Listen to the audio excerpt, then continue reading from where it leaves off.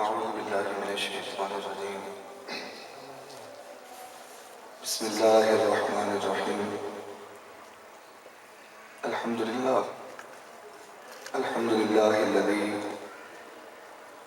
فضل سيدنا ومولانا محمدا صلى الله عليه وسلم على العالمين جميعا، وأقامه يوم القيامة للمذنبين المتلبسين الخطائين الهالكين شفيعا، فصلى الله تعالى عليه وعلى آله وأصحابه وذرياته وأمته جميعا. أما بعد، فقد قال الله تبارك وتعالى في القرآن المجيد والفرقان الحميد: أعوذ بالله من الشيطان الرجيم، بسم الله الرحمن الرحيم، وما أرسلناك إلا رحمة للعالمين.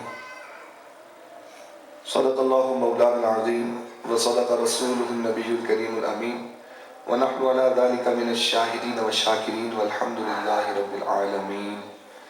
قال الله تبارك وتعالى في شان حبيبه مخبرا وآمرا: إن الله وملائكته يصلون على النبي يا أيها الذين آمنوا صلوا عليه وسلموا تسليما. قال رسول الله صلى الله عليه وسلم: ما من مسلم يصلي علي إلا بلغني صوته حيث كان. قال: أبعد وفاتك؟ قال: نعم. إن الله تعالى حرم على الأرض أن تأكل أجساد الأنبياء، أو كما قال علیہ الصلوۃ والسلام.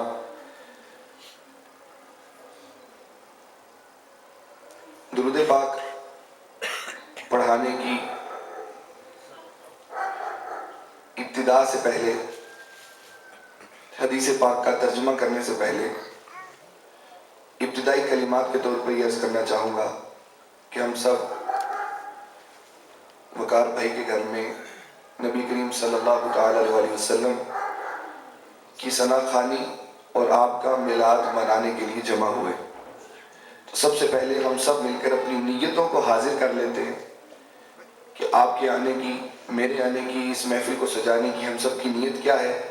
ہم سب یہی نیت کرتے ہیں کہ ان تمام کاموں سے ہمارا مقصد صرف اور صرف اللہ تبارک و تعالیٰ کی رضا اور اس کے حبیب علیہ السلام کی خوشنودی کا حصول ہے. کوئی بھائی ہے، کوئی دوست ہے، کوئی قریبی رشتہ دار ہے، تو بعض اوقات اس لیے بھی آنا پڑتا ہے کہ نہ گئے تو ناراض ہوں گے، یا منہ بولا پیار ہے تو جانا پڑ رہا ہے. کبھی کبھی محفلوں میں شرکت کا سبب یہ بھی بن جاتا ہے. تو خالصتاً یہاں جتنی دیر ہم بیٹھیں گے وہ اللہ کے محبوب علیہ السلام کی محبت میں بیٹھیں گے انشاءاللہ. اور جب محبت میں بیٹھیں گے تو ہمیں محبت بھری باتیں کرنے کا بھی مزہ آئے گا اور سننے کا بھی سرور آئے گا انشاءاللہ. تو نبی کریم صلی اللہ تعالی علیہ وسلم پر ہم سب نے مل کر درود پڑھنا ہے، لیکن حدیث پاک سے درود کی فضیلت سن لیجیے کہ جب امتی درود پڑھتا ہے تو حضور علیہ السلام کے ساتھ اس کا کیسا تعلق قائم ہو جاتا ہے. حضرت ابو درداء اس حدیث پاک کے راوی ہیں. حافظ ابن قیم نے اس روایت کو نقل کیا اپنی کتاب جلاء الافہام کے اندر صفحہ 64 پر. نبی کریم صلی اللہ تعالی علیہ وسلم ارشاد فرماتے ہیں: ما من مسلم یصلی علیہ الا بلغنی صوتہ حیث کان. جو بھی مسلمان میرا امتی مجھ پر درود پڑھتا ہے اس کا درود تو مجھ تک پہنچتا ہی پہنچتا ہے. بلغنی صوتہ حیث کان، وہ جہاں کہیں بھی ہو میری بارگاہ تک اس کی آواز بھی پہنچتی ہے. حضرت ابو درداء رضی اللہ تعالیٰ عنہ عرض کرنے لگے: اے میرے آقا، اے امت کے تاجدار، اے نبیوں کے سالار، اے غریبوں اور بے کسوں کے غمخوار، ممکن ہے سننے والے یہ سوچیں کہ یہ آپ کی زندگی کا معجزہ ہے، آپ کی حیات ظاہری کا یہ معجزہ ہے کہ اللہ کے نبی تو ہواؤں میں بھی اڑ رہے ہو تو چیونٹیوں کی آواز سن لیتے ہیں. تو ممکن ہے کہ آپ کی زندگی کا معجزہ سمجھ کر آپ کے وصال کے بعد لوگ آپ کے اختیارات، آپ کی قوت سماعت کا انکار کر دیں. یا رسول اللہ صلی اللہ علیہ وسلم عرض کیا: ابعد وفاتک؟ کیا وصال ظاہری فرما جانے کے بعد بھی معاملہ ایسا ہی ہوگا، حال یہی ہوگا تعلق یہی ہوگا کہ امتی جہاں کہیں بھی ہے مصطفیٰ مدینے میں ہے، حضور مدینے میں ہے، امتی کوئی عرب میں ہے، کوئی عجب میں ہے، کوئی ساؤتھ میں ہے، کوئی نارتھ میں ہے، کوئی ویسٹ میں ہے، کوئی ایسٹ میں ہے، کوئی سینکڑوں میل کے فاصلے پر ہے، کوئی ہزاروں میل کے فاصلے پر ہے، وہاں سے درود پڑھ رہا ہے، حضور مدینے میں درود سن رہے ہیں۔ بڑی واضح کلیئر کٹ حدیث پاک ہے۔ عرض کرنے لگے ابعد وفاتی کا یا رسول اللہ کیا وصال اقدس فرما جانے کے بعد بھی تعلق امتیوں کے ساتھ یہی رہے گا؟ تو حضور علیہ السلام نے لفظ ایک ارشاد فرمایا اور عقیدہ سنیوں کا پورا کر دیا، ہمارا عقیدہ کامل کر دیا۔ حضور علیہ السلام نے فرمایا نعم، ہاں اے میرے صحابی، جیسا میں اپنی حیات ظاہری میں درود سنتا ہوں، وصال کر لینے سے مجھے فرق پڑنے والا نہیں ہے، جیسے اس دنیا میں درود سنتا ہوں اپنے روزے کے اندر بھی دنیا بھر کے عاشقوں کا درود بھی سنوں گا، ان کی آوازیں بھی میری بارگاہ تک پہنچائی جائیں گی۔ کیوں؟ کیونکہ اللہ تبارک و تعالیٰ نے زمین کو اس بات کی اجازت نہیں دی کہ وہ نبیوں کے جسموں کو کوئی نقصان پہنچا سکے۔ تو اعلیٰ حضرت کیا خوب فرماتے ہیں، ہم یہاں سے پڑھیں وہ مدینے سنیں، ہم یہاں سے پڑھیں وہ مدینے سنیں، ان کی اعلیٰ سماعت پہ لاکھوں سلام، دور و نزدیک سے سننے والے وہ کان لال کرامت پہ لاکھوں سلام۔ اب حدیث آپ نے سن لی، عقیدہ کھل کے سامنے آ گیا۔ اب میں چاہوں گا کہ یہاں پر جتنے احباب موجود ہیں، ہم سب حضور کے لیے بیٹھے ہیں، تو آنکھیں بند کر کے باواز بلند محبت کے ساتھ حضور علیہ السلام کی بارگاہ عالیہ میں درود پاک کا نذرانہ پیش کیجیے۔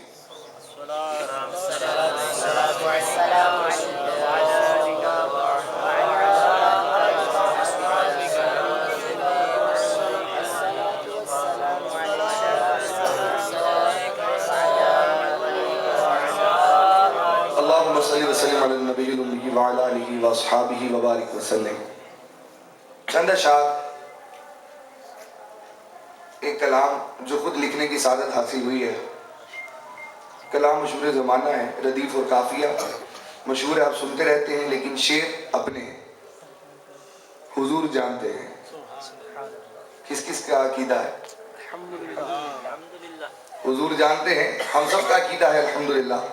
اشعار بڑے اچھے ہیں اور یہ بیان کا آغاز ہے، یہ بیان کا حصہ ہے، چونکہ میں نے بیان کے اندر چند عقائد ہی آپ کے سامنے رکھنے ہیں اور عقیدے کی باتیں کرنی ہیں، تاکہ آج حضور علیہ السلام کی ثنا و تصحیح سننے کے ساتھ ساتھ عقیدہ اہل سنت کی بھی ہمیں معرفت نصیب ہو۔ تو یہ بالکل ہماری عقیدہ اور عقیدت پر مبنی اشعار ہیں۔ میں یہ اشعار آپ کے سامنے پیش کرنے کی کوشش کروں گا، امید ہے کہ آپ توجہ سے سماعت فرمائیں۔ کتاب بولتے ہیں قرآن کو، اور لوح سے مراد لوح محفوظ۔ اب سنیے شعر۔ کتاب و لوح کی باتیں حضور جانتے ہیں، کتاب و لوح کی باتیں حضور جانتے ہیں، خدا نے کو بتایا حضور، خدا نے کو بتایا حضور جانتے ہیں، انہیں خبر ہے جہاں کی، جہاں سے پہلے کی۔ توجہ ہے آپ سب کی؟ لائٹ جانے کے ساتھ توجہ نہیں جانی چاہیے۔ انہیں خبر ہے جہاں کی، جہاں سے پہلے کی، گزر گیا ہے جو لمحہ حضور جانتے ہیں۔ نعرہ تکبیر، نعرہ رسالت،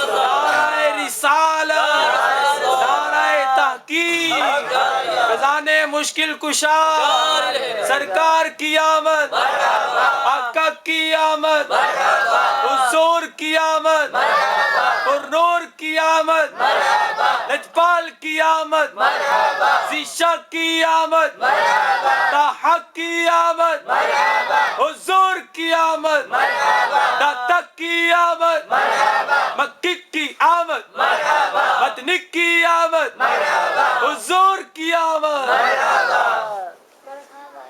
حضور جانتے ہیں، حضور جانتے ہیں، حضور جانتے ہیں، یہ ہمارا عقیدہ بھی ہے اور ہماری عقیدت بھی ہے، کیونکہ عقیدے میں عقیدت نہ ہو تو عقیدہ نہیں، یہ ہمارا عقیدہ بھی اور ہماری عقیدت بھی۔ تو اس پر ایک شعر لکھا، سنیے، پسند آئے تو سبحان اللہ بھی کہیے۔ عقیدتوں سے عقیدہ، عقیدے سے ہے نجات، عقیدتوں کا عقیدہ حضور، عقیدتوں کا عقیدہ حضور۔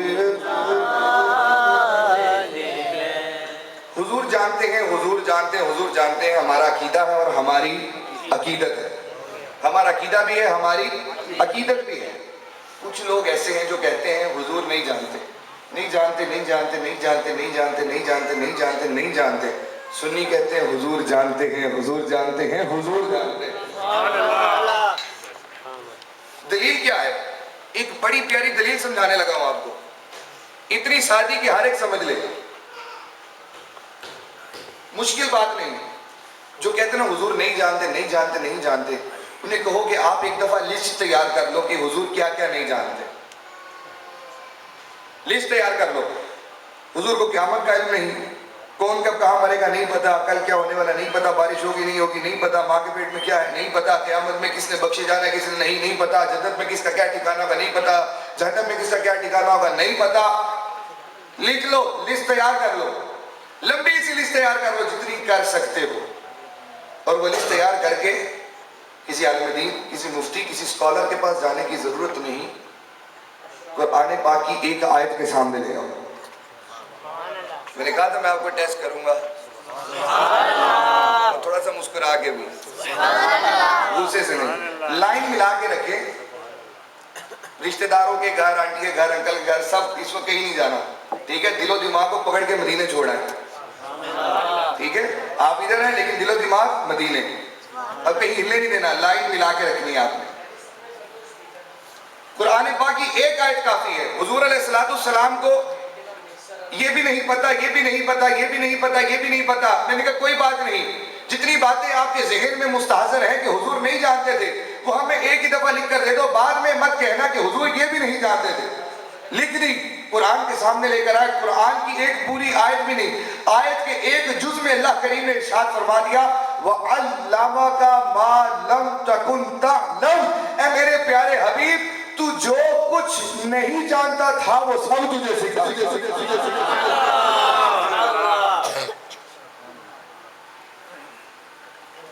حضور کو قیامت کا علم نہیں تھا، قرآن کے سامنے لاؤ، قرآن نے کہا نہیں تھا، سکھا دیا۔ کس نے کب کہاں مرنا ہے علم نہیں تھا، قرآن کے سامنے لاؤ، قرآن کہے گا سکھا دیا۔ یعنی جس بات کی وہ نفی کرے کہ حضور یہ نہیں جانتے تھے، قرآن اسی بات کا دعویٰ کر رہا ہے کہ اللہ نے سکھایا ہی وہ ہے جو حضور نہیں سکھایا ہی وہ ہے جو حضور نہیں جانتے۔ دیکھیں ایک ٹیچر ہے میتھ کا، اس نے اپنے اسٹوڈنٹ کو سکھایا، اسے پوچھا کہ کیا سکھایا، وہ کہے گا میں نے اس کو ملٹیپلیکیشن سکھا دی، ڈویژن سکھا دی، اس کو میں نے منفی کے سوالات سکھا دیے، اس کو میں نے تقسیم کے سوالات سکھا دیے، ضرب کے، جمع کے، منفی کے سوال سکھا دیے، لوگارتم سکھا دیے، جیومیٹری سکھا دی، تجزیہ سکھا دی۔ کوئی استاد یہ نہیں کہے گا جتنی میتھ نہیں آتی تھی سب سکھا دے، کوئی یہ نہیں کہے گا کہ جتنا میتھ نہیں آتا تھا وہ سب سکھا دیا۔ کیمسٹری کا ٹیچر ہے، کیا سکھایا، وہ کہے گا میں نے اسے مادے کے ساتھ بتائی، میں نے اسے کیمیکل ریئیکشن سکھایا، میں نے اسے کیمیکل ایکویشن سکھا دی۔ یہ نہیں کہے گا جتنی کیمسٹری نہیں آتی تھی سب سکھا دی۔ فزکس کا ٹیچر ہے، بائیو کا ٹیچر ہے، وہ کہے کہ ہم نے جناب زوالوجی سکھا دی، بوٹنی سکھا دی، انسان کے جو بھی آرگنز ہیں، سینسیٹیو آرگنز ہیں، ان کی ساتھ سکھا دی، وائرس پڑھا دیا، بیکٹیریا پڑھا دیا، ٹیشو پڑھا دیے، آرگن پڑھا دیے، ساری ساتھ سمجھا دی. تو یہ نہیں کہے گا جتنی بایولوجی نہیں آتی تھی، جتنی فزکس نہیں آتی تھی، سب سکھا دی. کیونکہ استاد خود اتنا نہیں جانتا. استاد کی خود اپنے پاس اتنا علم نہیں کہ وہ یہ دعویٰ کر سکے کہ سب سکھا دیا ہے. لیکن جب سکھانے والا پروردگار ہو، سیکھنے والے حضور ہو، اور جو سکھایا جا رہا ہے وہ میتھ، کیمسٹری، بایو یا انگریزی اردو نہیں، وہ رب کا قرآن ہو، تو پھر نہ سکھانے والے کی ذات میں کمی، نہ سیکھنے والے کے ٹیلنٹ میں کمی، نہ جو سکھایا جا رہا ہے اس کتاب میں کوئی کمی. تو دلیل کمال کی ہے کہ نہیں؟ اللہ تبارک و تعالیٰ فرماتے ہیں محبوب تجھے اگر میں کہتا کہ میں نے یہ سکھایا، قیامت کا علم سکھایا، موت کے بعد کیا ہوگا وہ علم سکھایا، تو کہنے والے کہہ سکتے تھے اتنا ہی جانتے ہیں اور نہیں جانتے. اس لیے اللہ نے یہ نہیں فرمایا کہ یہ سکھایا، یہ سکھایا، یہ بتایا، یہ بتایا، یہ بتایا، یہ بتایا. رب نے فرمایا تو جو کچھ نہیں جانتا تھا وہ سب بتا دیا. بات سمجھ آ رہی ہے؟ اب اس پر شعر لکھا ہے، سنیے. سبحان اللہ. ہے اس سے بڑھ کے بھی کوئی دلیل اور بتا، جو نہ پتا تھا بتایا حضور، جو نہ پتا تھا بتایا میرے حضور. غفار حضور کی بات کرنا ہے، آ کر کہنے لگے سچے نبی ہیں تو ایک معجزہ دکھا دیں. کیا معجزہ دیکھنا چاہتے ہیں؟ گٹھلی ہم دبائیں گے، دبانا ہمارا کام ہے. صبح کو کھجور کے درخت اگا دیں، اور صرف درخت نہیں ان پہ کھجوریں بھی لگی. جواب ملا کھجوریں دبا دو، گٹھلیاں دبا دو، دبانا تمہارا کام ہے، اگانا میرا کام ہے. جب دبانے لگے نا تو دل میں خیال آیا کہ اس نبی کی زبان سے نکلا ہے کہ جس کی زبان سے اول تو جھوٹ نکلتا نہیں، اور جو نکل جائے وہ کبھی جھوٹ ہوتا نہیں. جھوٹ نکلتا نہیں اور جو نکل گیا ہے وہ جھوٹ ہوتا نہیں. تو صبح کو درخت اگ جائیں گے، کیا کریں؟ میں کہا گٹھلیاں غائب کر دو، نہ رہے گا بانس، نہ بجے گی. غائب کر دی. بڑے خوش ہیں صبح کو، اب تو گٹھلیاں ہی نہیں تو درخت کہاں سے اگیں گے. صبح آ کے دیکھا، امیدوں پر پانی پھرا، کھجوروں کے درخت اگے ہیں، کھجوریں بھی لگی ہیں، اور لگنے کے بعد پکی بھی ہیں. کھجور کا درخت اگنے میں بھی بہت وقت لیتا ہے، کھجوریں لگنے میں بھی بہت وقت لیتی ہے، اور پھر پکنے میں بھی بہت وقت لیتی ہے. راتوں رات سب کچھ ہو گیا. یقین آیا بے یقینی کی عالم میں. کھجور کو توڑ کر دیکھا تو بیچ میں گٹھلیاں نہیں. شور ڈال دیا کہ یہ معجزہ نہیں، دھوکا، نظر بندی، یہ تو تماشا ہے، کرشمہ ہے. اگر معجزہ ہوتا تو کھجوروں میں گٹھلیاں ہوتی. معجزہ نہیں. جواب کیا ملا؟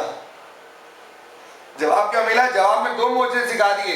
ایک تو راتوں رات کھجوروں کے درخت اگا کے دکھا دیے، اور ساتھ یہ بھی بتا دیا کہ رب کے حبیب غیب کی باتیں بھی جانتے ہیں. جواب ملا جو خود ہی نکال کر لے گئے تھے کہاں ڈھونڈتے پھرتے ہو؟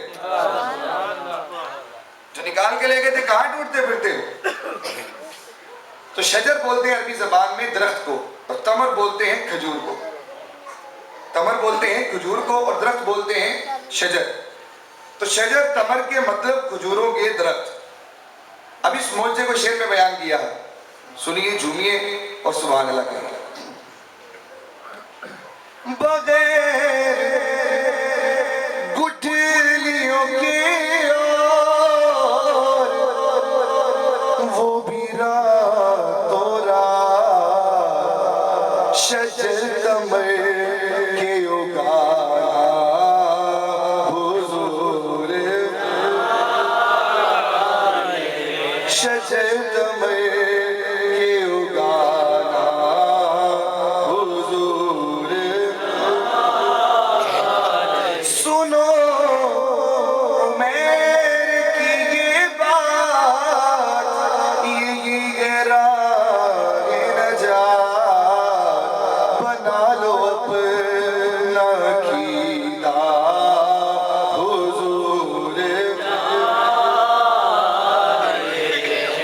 بتا دو اپنا کیلا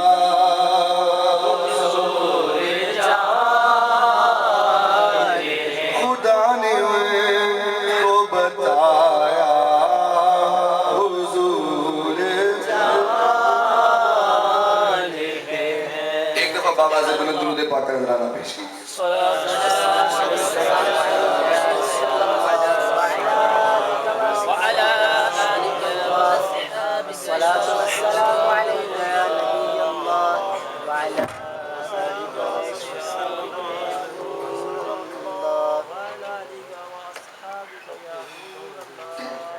ابتدائی کلمات بیان کے عموماً بیان کے آغاز سے پہلے میں پڑھتا ہوں اس لیے کہ تاکہ سننے والے سامعین بیان میں شامل ہو جائیں اور اپنے ذوق ذرا تازہ کر کے بیٹھیں. تمام تعریفیں اس خدائے حنان و منان کے لیے جس نے ہم گناہ گاروں، سیاہ کاروں، خطا کاروں، جفا کاروں، اسیاں شعاروں کو اپنا حبیب حبیب لبیب، ہم گناہ گاروں کا طبیب حضور علیہ السلام کے القاب میں نے بیان کرنے. میں حضور علیہ السلام کا لقب بولوں گا، اپنے بآواز بلند کہنا ہے سبحان اللہ. ٹھیک ہے، تھوڑی سی آواز کے ساتھ کہنا ہے، دیکھتے ہیں کہ آپ کی سبحان اللہ پہلے نیچے جاتے ہیں یا میرے لقب ختم ہوتے ہیں.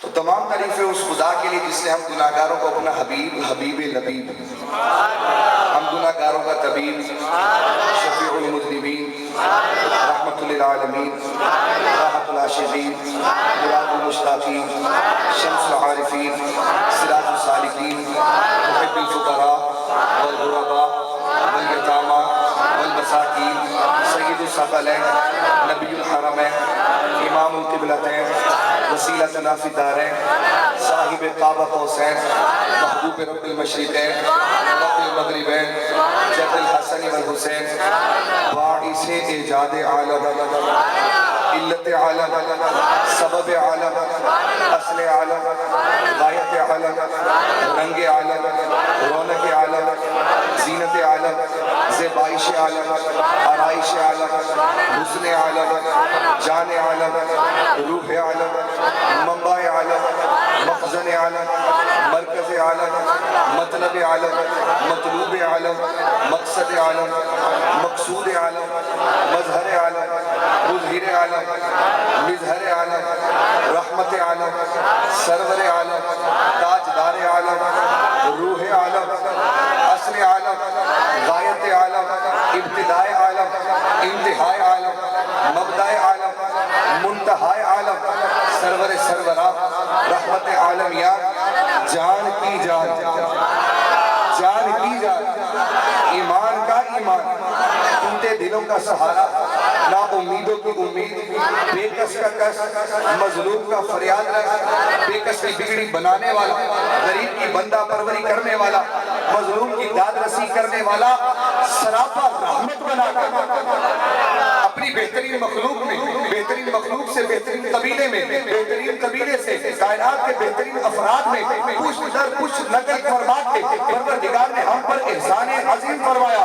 اور یہ احسان عظیم اسی ماہ مبارک کی 12ویں کی سحر کو فرمایا. اور یہ احسان عظیم فرما کے پروردگار نے ہم سے نہ تو اس کا کوئی عوض مانگا، نہ اس کا بدلہ طلب کیا، نہ اس کی قیمت طلب کی. بس قرآن نے اتنا کہا کہ قل بفضل اللہ وبرحمتہ فبذلک فلیفرحوا هو خیر مما یجمعون. کہ سنو، جب تمہیں اپنی نعمتوں میں سے سب سے بڑی نعمت، اپنے انعامات میں سے سب سے بڑا انعام، اپنے اکرامات میں سے سب سے بڑا کرم، اپنے الطاف میں سے سب سے بڑا لطف عطا کر دوں تو اس کا عوض، اس کا بدلہ، اس کی قیمت تم سے کچھ طلب نہیں کرتا.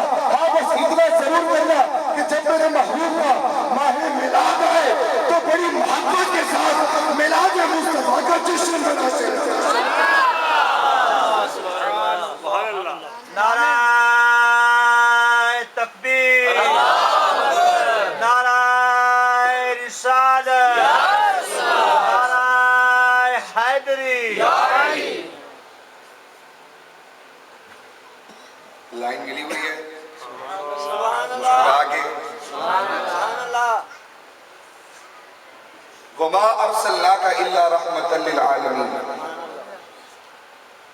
ہم نے آپ کو تمام جہانوں کے لیے رحمت بنا کر بھیجا۔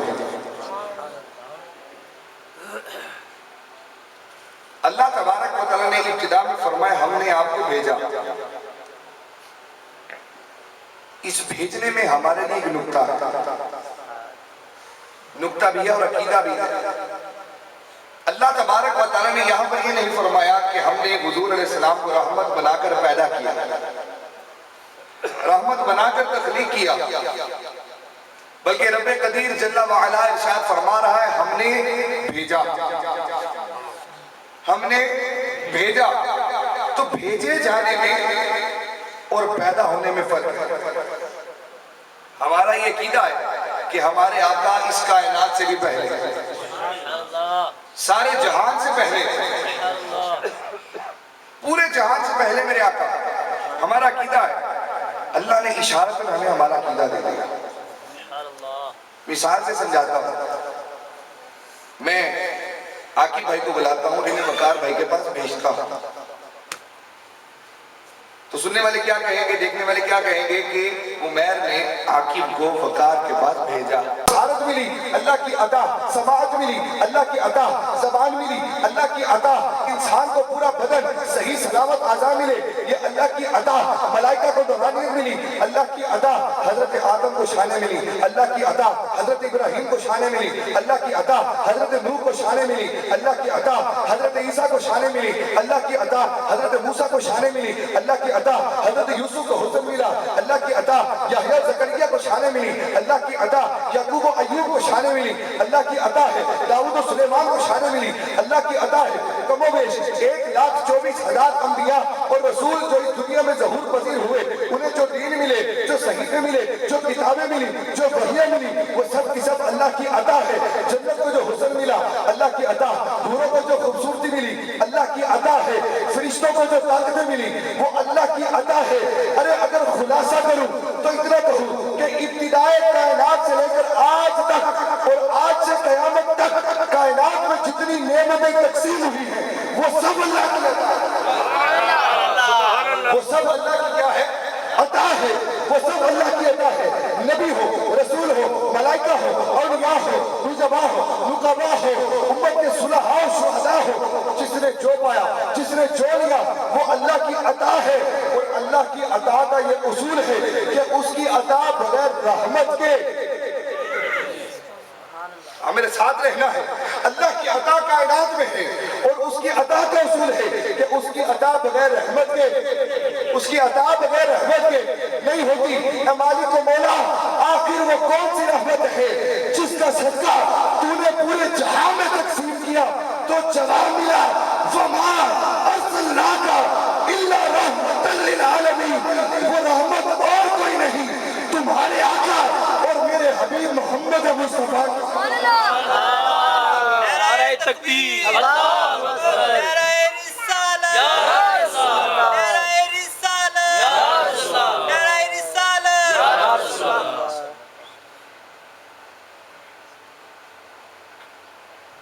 پوری کائنات کس کا صدقہ ہے؟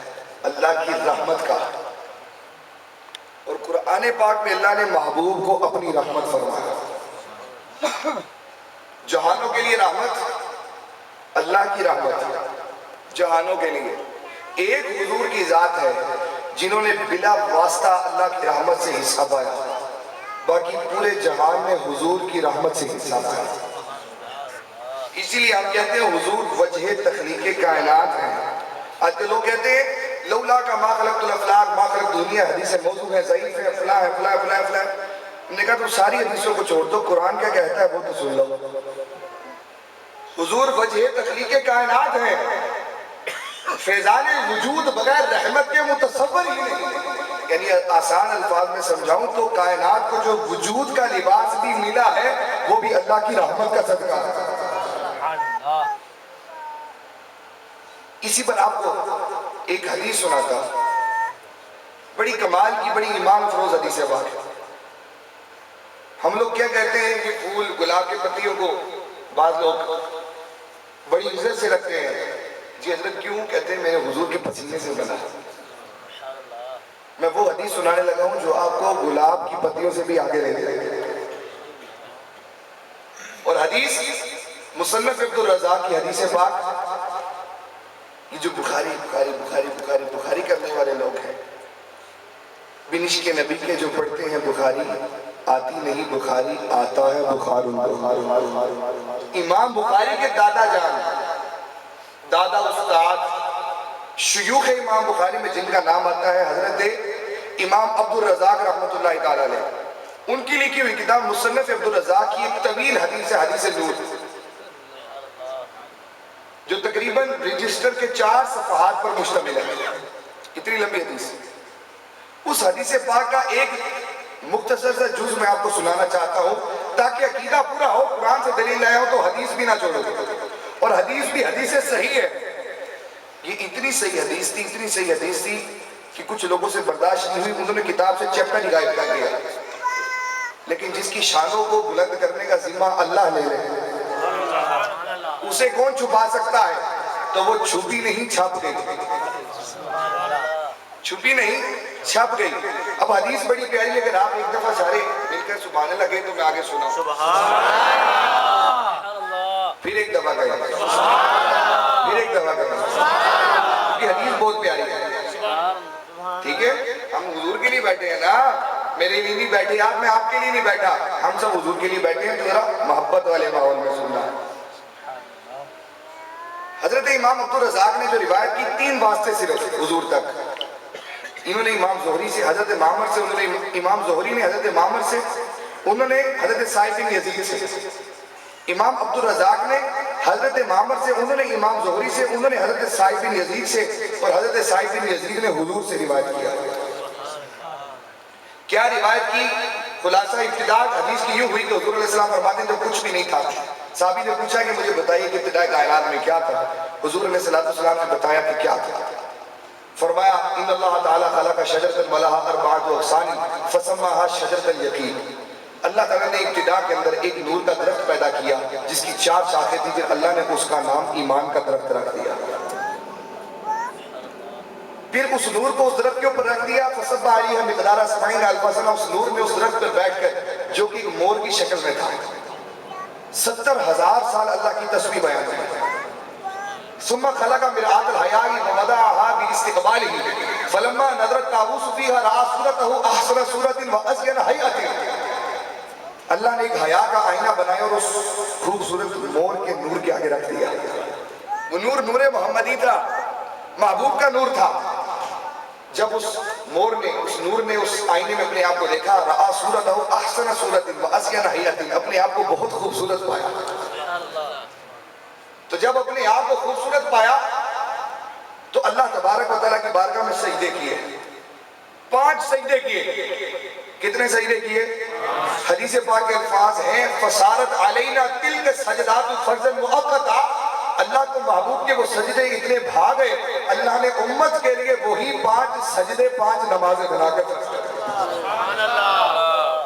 وہ 5 سجدے ہم پر 5 نمازیں ہیں جو سجدے اس وقت کیے گئے جب کچھ بھی نہ تھا، صرف میرے آقا تھے. اللہ کی سب سے پہلے تسبیح بیان کرنے والی ہستی بھی میرے مصطفیٰ کی، اور اللہ کی بارگاہ میں سب سے پہلا سجدہ کرنے والی ہستی بھی میرے آقا کی.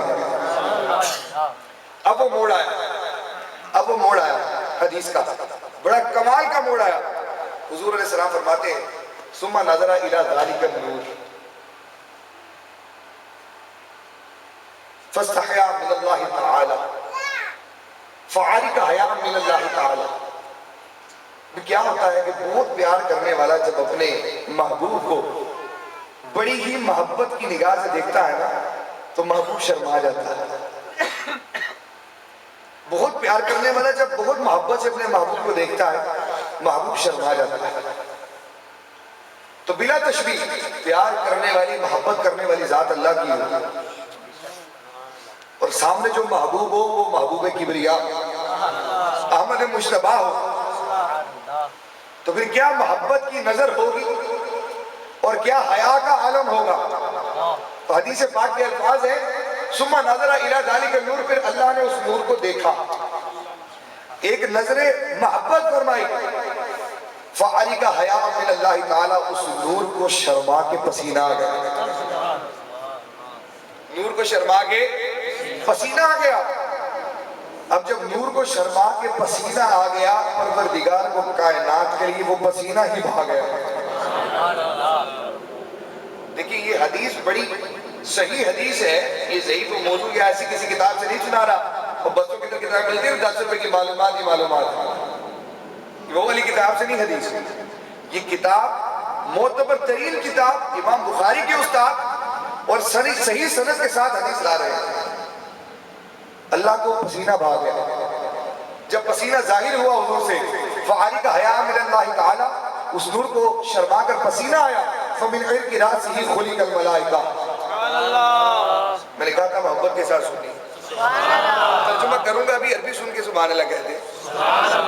فمن عرق راسہ خلق الملائکہ ومن عرق وجهه خلق العرش واللوح والقلم والكرسي والشمس والقمر والحجاب والكواكب وما كان في السماء ومن عرق صدره خلق الانبياء والرسل والعلماء والشهداء والصالحين ومن عرق حاجبه خلق امة المؤمنين والمؤمنات والمسلمين والمسلمات ومن عرق اذنه خلق اليهود والنصارى والمجوس وما شابه ذلك ومن عرق رجليه خلق الارض من المشرق والمغرب.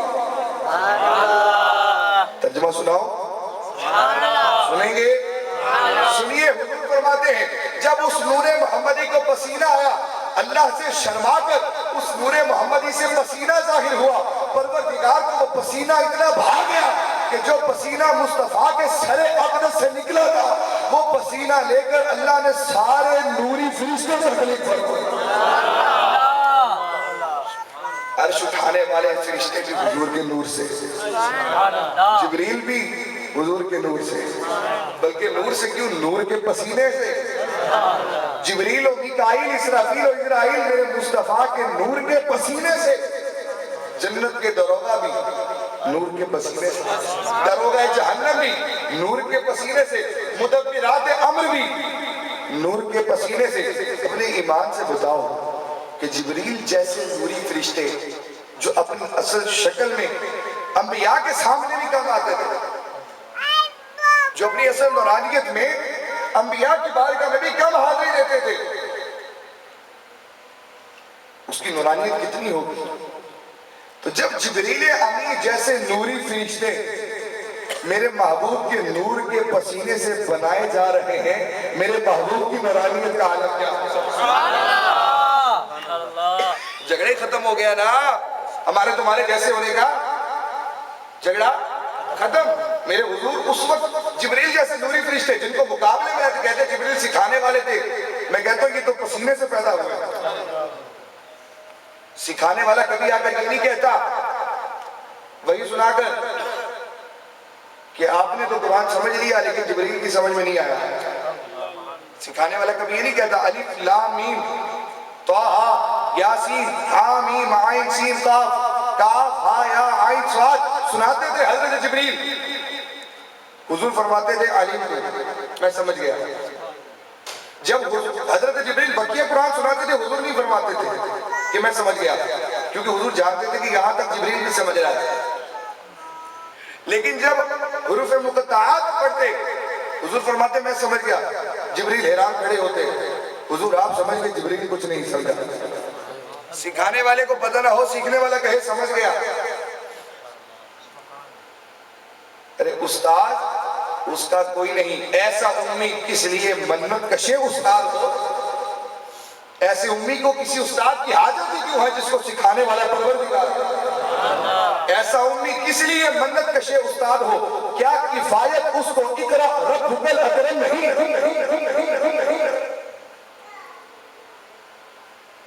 آج اپنے غلاظت سے بھرے عقیدے وہ بھولی بھاری اہل سنت کی عوام میں داخل کرنے کی کوشش کرتے ہیں, اور ان بڑوں کے نام پر وہ بل کھاتے ہیں. ان کے بڑے اپنی کتابوں میں کیا لکھتے ہیں, کیا عقیدت ہے ان کی.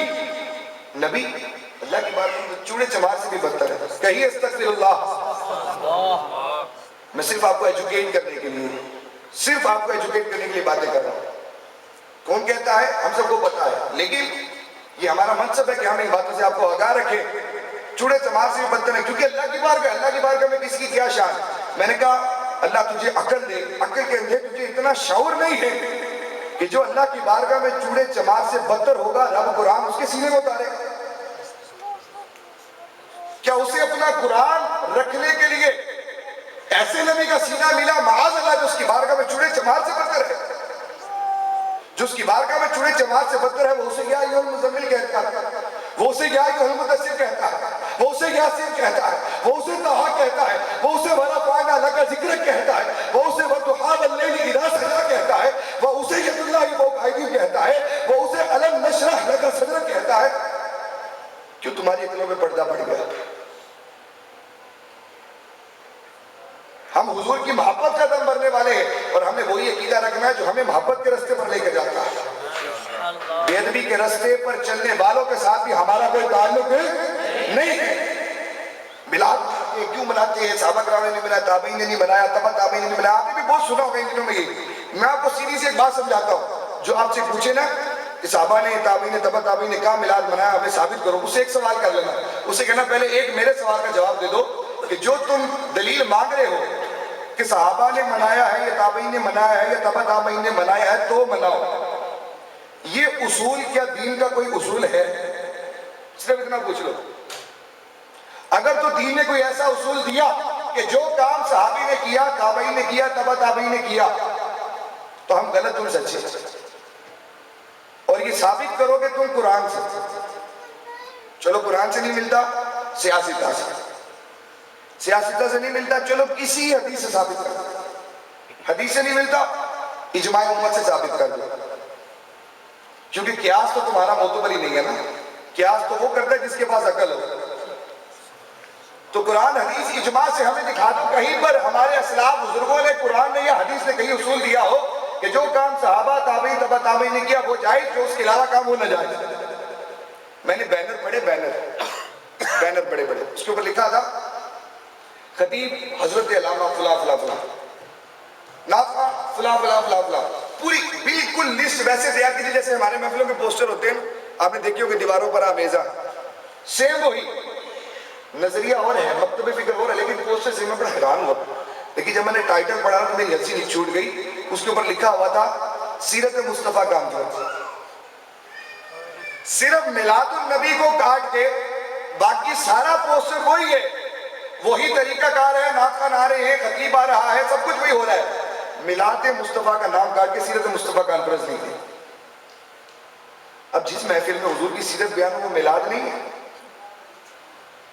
یا میلاد میں سیرت بیان نہیں کی جا سکتی، تو یہ صرف دل کا غبار ہے، دل کی بدعقیدگی ہے۔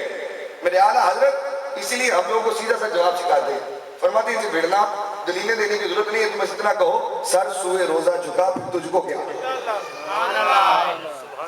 سر سوئے روزہ جھکا پھر تجھ کو کیا، اور دل تھا ساجد منکرا پھر تجھ کو کیا، سر سوئے روزہ جھکا پھر تجھ کو کیا، دل تھا ساجد منکرا پھر تجھ کو کیا، ان کو تملی کے ملک الملک سے مالک عالم کہا پھر تجھ کو کیا، بیعتِ اجتے مدد کے واسطے یا رسول اللہ کہا پھر تجھ کو کیا، ارے یا عبادی کہہ کے ہم کو شاہ نے اپنا بندہ کر لیا پھر تجھ کو کیا۔ دیو کے بندوں سے ہے یہ کب کتاب، تو نہ ان کا تھا نہ ہے پھر تجھ کو کیا، تجھ سے شیطان خوش ہے پھر ہم کیا کریں، ہم سے راضی ہے خدا پھر، اور تیری دوزخ سے تو کچھ چھینا نہیں، تیری دوزخ سے کچھ چھینا نہیں، خلد میں پہنچا رضا پھر تجھ کو کیا۔ نعرہ تکبیر، نعرہ رسالت، علم و حکمت عشق محبت، علم و حکمت عشق محبت۔ آپ لوگ یہ چیزیں فیس نہیں کرتے، میڈیا کے اوپر جب بولنے والے حضور کے خلاف بولتے ہیں تو کسر نہیں چھوڑتے، ہمیں پتہ ہے کہ دل پر کیا کیفیات گزرتی ہیں۔ کسی کو کہو نا کہ تمہاری ماں یا تمہارا باپ چوڑے چمار سے بدتر اللہ کی بارگاہ میں، اچھا لگے گا؟ اور لکھنے والے کتابوں میں لکھے ہیں اور آج تک وہ کتابیں چھپ رہی ہیں۔ نبی اللہ کی بارگاہ میں چوڑے چمار سے بدتر، ماں باپ کو کہے تو گالی، نبیوں کو کہے۔ میرے آقا بچے تخلیق کائنات، ان کی شان اللہ کی بارگاہ میں کیا ہے سنو، ان کا تو پسینہ رب کو بھا گیا، پسینہ بھی ضائع نہ ہونے دیا، پسینہ لے کر جبریل جیسے نوری بنا دیے۔ اب حدیث کی طرف آ رہا ہوں، ذرا ایک دفعہ پھر کہیے نا سبحان اللہ۔ ومن عرق راسہ خلق الملائکہ، سر سے پسینہ نکلا، پسینہ لے کر اللہ نے سارے نوری فرشتے تخلیق فرما دیے۔ ومن عرق وجہہ، جو پسینہ ان کے چہرے سے نکلا، وہ پسینہ لے کر اللہ نے اپنا عرش تخلیق فرما دیا، اپنی کرسی تخلیق فرما دی، لوح و قلم تخلیق فرما دیے، شمس و قمر تخلیق فرما دیے، حجابات آسمان تخلیق فرما دیے، آسمان کے ستارے تخلیق فرما دیے۔ جو پسینہ حضور کے سینے سے نکلا، وہ پسینہ لے کر آدم علیہ السلام سے لے کر حضرت عیسیٰ تک جتنے نبی اور جتنے رسول تھے وہ سب تخلیق فرما دیے۔ سارے نبی پسینہ نور مصطفیٰ سے تخلیق کیے۔ جتنے علماء تھے، جتنے صلحاء تھے، جتنے شہداء تھے، وہ سب حضور کے سینے کے پسینے سے تخلیق کر دیے گئے۔ ہمیں دیر کی حاجی بھائی جو پسینہ ابروں سے نکلا، وہ پسینہ لے کر پروردگار نے تمام مومن مرد، تمام مومن عورتوں کو تخلیق فرما دیا۔ جو پسینہ ان کے مبارک کانوں سے نکلا، وہ پسینہ لے کر یہود، نصارہ، مجوسی اور جتنے کفار تھے وہ سب تخلیق فرما دیے۔ وَمِنْ عِرْقِ رِجْلَيْهِ خُلِقَ الْأَرْضُ مِنَ الْمَشْرِقِ وَمَا فِيهَا، جو پسینہ حضور کے قدموں سے نکلا، وہ پسینہ لے کر مشرق سے مغرب تک جتنی زمین تھی اور زمین کے جتنے خزانے تھے وہ سب کچھ پسینہ مصطفیٰ سے تخلیق کیا۔ جس کے پسینے کا یہ عالم ہے اس کے سینے کا عالم کیا ہوگا؟ اور جس کے سینے کی یہ شان ہے اس کے مدینے کا عالم کیا ہوگا؟ اور جس کا مدینہ ایسا پیارا ہے اس کے مہینے کا عالم کیا ہوگا؟ اعلیٰ حضرت کی زبان میں اگر ترجمہ کروں تو میں کہوں گا اعلیٰ حضرت کیا خوب فرماتے ہیں، آقا زمین و زمان تمہارے لیے، مکین و مکان آپ نے کہنا ہے تمہارے لیے، زمین و زمان مکین و مکان ہمارے یہاں اٹھے بھی وہاں، زمین و زمان تمہارے لیے، مکین و مکان تمہارے لیے، چنین و چنا تمہارے لیے، بنے دو جہاں تمہارے لیے، دہن پہ زبان تمہارے لیے، بدن میں احجان تمہارے لیے، ہمارے یہاں تمہارے لیے، اٹھے بھی وہاں تمہارے لیے، تمہاری چمک تمہاری دمک تمہاری جنت تمہاری مہک، زمین و فلک سیما کو سمت میں سکہ نشان تمہارے لیے، عطائے عرب چلائے غرب فیوز عجب بغیر طرف یہ رحمت رب ہے کس کے سبب پہ رب جہاں تمہارے لیے، یہ شمس و قمر یہ شام و سحر یہ برق و شجر یہ باب و زمر یہ تیغ و سپر یہ تاج و قمر یہ حکم رواں تمہارے لیے، صحابہ کرم روانہ کیے کہ آب نعم زمانہ دیے جو رکھتے کہ ہم وہ چاک سیے یہ سدر بدا تمہارے لیے، کلیم و نجی مسیح و صفی صفی سے کہیں کہیں بھی بنی یہ بے خبری کے خلق پھری کہاں سے کہاں تمہارے لیے، ارے اشارے سے چاند چیر چھپے ہوئے خور کو پھیر دیا، اشارے سے چاند چیر دیا، چھپے ہوئے سورج کو پھیر دیا، اور گئے ہوئے دن کو آسر کیا، اتاب میرے آقا وجہ تخلیق کائنات ہے۔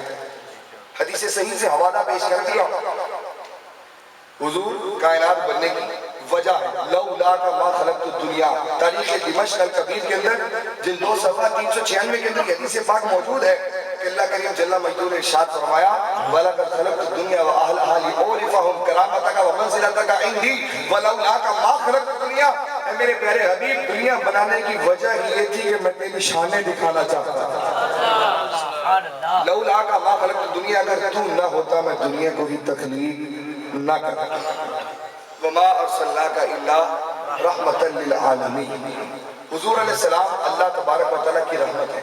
بعض کہنے والے کہتے ہیں اللہ کی رحمت اگر حضور ہے تو اور بھی تو رحمتیں ہیں، حضور کی کیا خاصیت؟ بیٹی اللہ کی رحمت ہے، مہمان اللہ کی رحمت ہے، قرآن اللہ کی رحمت ہے، رمضان اللہ کی رحمت ہے، نیک اولاد اللہ کی رحمت ہے، ماں باپ اللہ کی رحمت ہے، دکاندار کے لیے گاہک اللہ کی رحمت ہے، تجارت کرنے والے کے لیے مال اللہ کی رحمت ہے، اچھا پڑوسی اللہ کی رحمت ہے، علماء اللہ کی رحمت ہے، تو اللہ کی رحمت ہے تو اور بھی بہت، تو حضور کی کیا تخصیص؟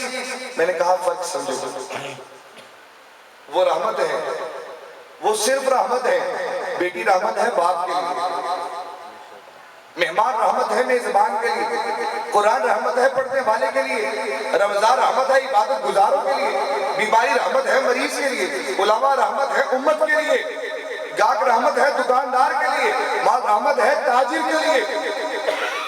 لیکن حضور جو رحمت بن کے آئے وہ رحمت کسی ایک قبیلے کے ساتھ خاص نہیں، ایک شہر کے ساتھ خاص نہیں، ایک نگر اور نگر کے ساتھ خاص نہیں، ایک ملک یا بڑے اعظم کے ساتھ خاص نہیں۔ رب فرماتا ہے تمہارے پاس اب وہ رحمت آئی ہے کہ وَمَا أَرْسَلْنَاكَ إِلَّا رَحْمَةً لِلْعَالَمِينَ، جو کسی ایک دو یا 10 15 20 کے لیے رحمت نہیں بلکہ یہ تمام جہانوں کے لیے۔ اور آیت کا ترجمہ ہمیں کیا بتاتا ہے؟ وَمَا أَرْسَلْنَاكَ إِلَّا رَحْمَةً لِلْعَالَمِينَ، آپ تمام جہانوں کے لیے رحمت ہیں۔ یہ اختتامی میری گفتگو کا سمجھ لیجیے کہ نچوڑ آ رہا ہے ان جملوں کے اندر، ساتھی دلیلیں سمجھائیں گے بالکل، اور میں نے عرض کیا تھا سمجھ آگے تو انشاءاللہ جائے گی نہیں۔ ترجمہ کیا ہے رحمت للعالمین کا؟ حضور اللہ کی رحمت، حضور اللہ کی رحمت، حضور اللہ کی رحمت، یہی تو ہمارا عقیدہ ہے، پر تھوڑا سا زور دے دو۔ یہ نہیں فرمایا حضور اللہ کی رحمت تھے، کان رحمت للعالمین، یہ بھی نہیں کہا گیا کہ رحمت ہوں گے، یکون رحمت للعالمین، فرمایا رحمت للعالمین علی الاطلاق، کہا کہ اللہ کی رحمت ہے، تمام جہانوں کے لیے ہے، اور یہی تو سنیوں کا عقیدہ ہے کہ ان کے آقا زندہ ہیں، ان کے آقا ہیں، تھے نہیں یا ہوں گے نہیں، ہیں، جب تک ہیں موجود ہے تب تک مصطفیٰ موجود ہے۔ کس پہ اللہ کی رحمت ہے؟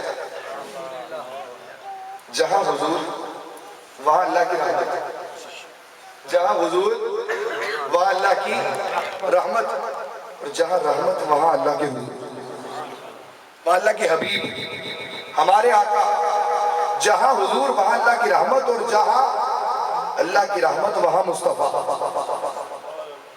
تو ہمارے گھروں پر اللہ کی رحمت، ہمارے گھروں میں مصطفیٰ، ہماری نمازوں پر اللہ کی رحمت، ہماری نمازوں میں مصطفیٰ، ہمارے دلوں پر اللہ کی رحمت، ہمارے دلوں میں مصطفیٰ، ہماری اذانوں پر اللہ کی رحمت، ہماری اذانوں میں حضور، ہماری عبادتوں پر اللہ کی رحمت، ہماری عبادتوں میں حضور، ہمارے عقیدے پر اللہ کی رحمت، ہمارے عقیدے میں حضور، ارے پورے جہان پر اللہ کی رحمت، پورے جہان میں حضور۔